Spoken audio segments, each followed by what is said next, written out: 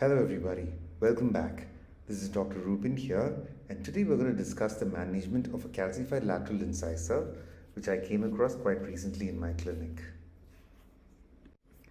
And this is the pre-operative radiograph, and the information that we gather from this in the initial stages is very crucial in terms of the outcomes of this case.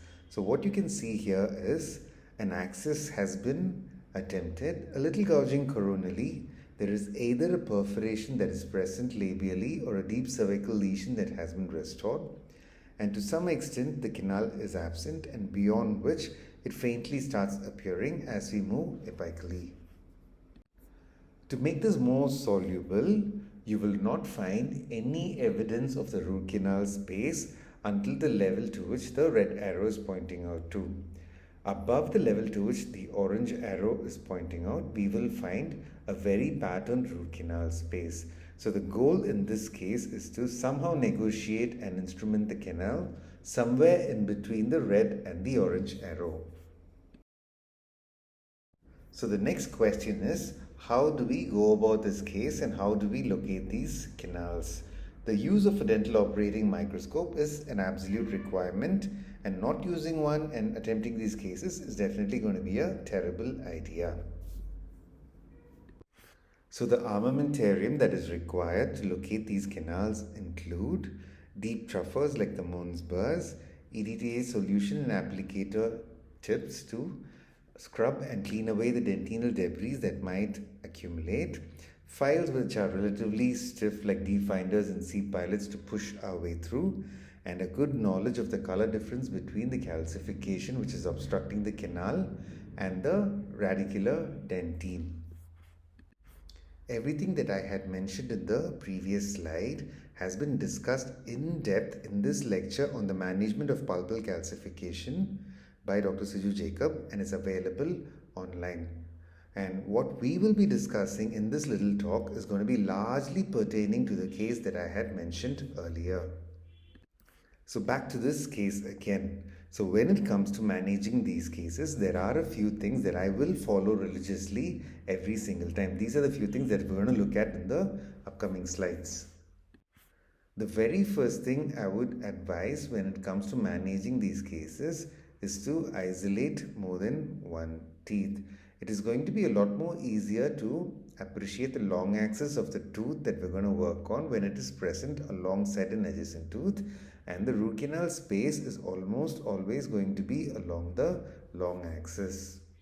Doing this will minimize the possibility of the operator going off track and perforating the tooth. Labial perforations are very common when it comes to handling calcified canals in anterior teeth. The next thing to do is to stay right in the center alongside the long axis of the tooth, and this is exactly where you will find the orifice or the root canal space. Sometimes when the pulp chamber has been heavily gouged by the previous operator, the chances of you getting lost is quite high.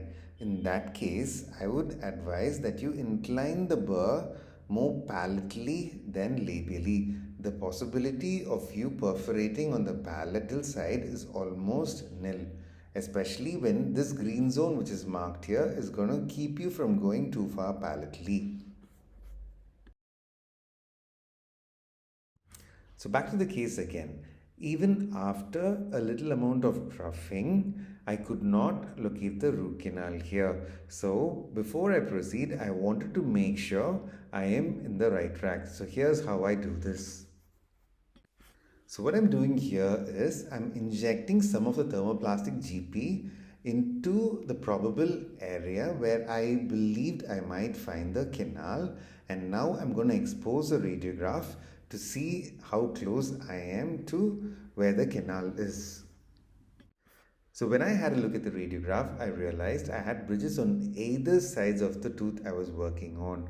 So the involved tooth was clamped in this case, and this clamp completely took away the information that I was looking for. It was blocking the area where I had syringed the GP inside. So a little pointer you can take away here is try not clamping the tooth that is involved as much as possible, just to make sure you get maximum radiographic information. So what I had to do next was to remove the rubber dam sheet, then take another radiograph.